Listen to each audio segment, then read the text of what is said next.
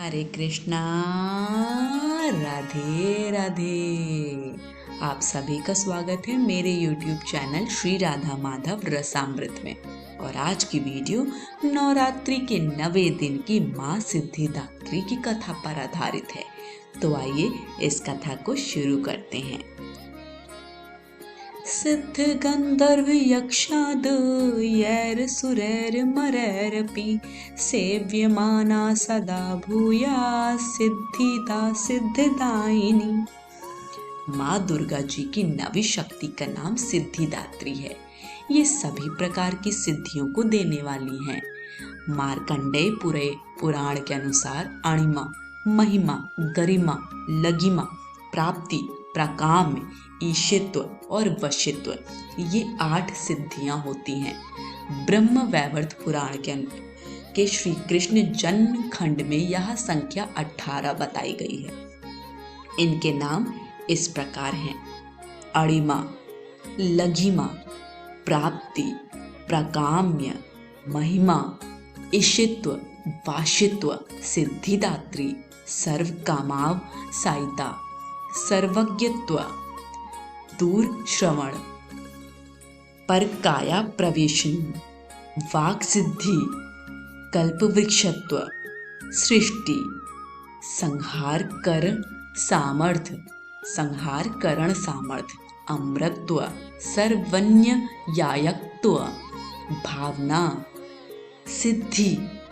माँ सिद्धिदात्री भक्तों और साधकों को ये सभी सिद्धियां प्रदान करने में समर्थ हैं।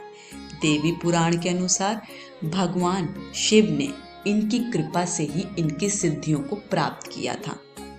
इनकी अनुकंपा से ही भगवान शिव का आधा शरीर देवी का हुआ था।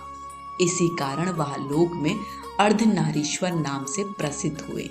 माँ सिद्धिदात्री 4 भुजाओं वाली हैं। इनका वाहन सिंह है। ये कमल पुष्प पर भी आसीन होती हैं। इनकी दाहिनी तरफ के नीचे वाले हाथ में चक्र, ऊपर वाले हाथ में गदा तथा बाईं तरफ के नीचे वाले हाथ में शंख और ऊपर वाले हाथ में कमल पुष्प है। नवरात्र पूजन के 9वें दिन इनकी उपासना की जाती है।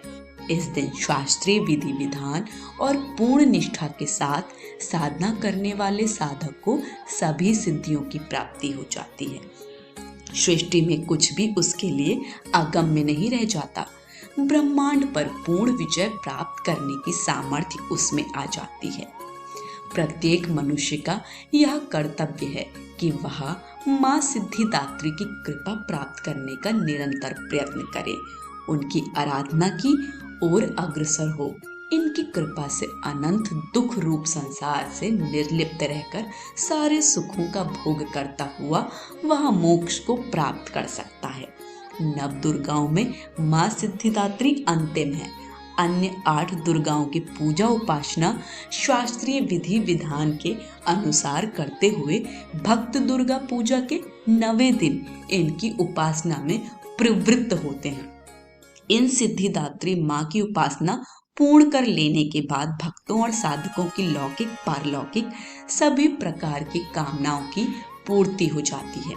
लेकिन सिद्धिदात्री माँ के कृपा पात्र भक्त के भीतर कोई ऐसी कामना शेष बचती ही नहीं है जिसे वह पूर्ण करना चाहे।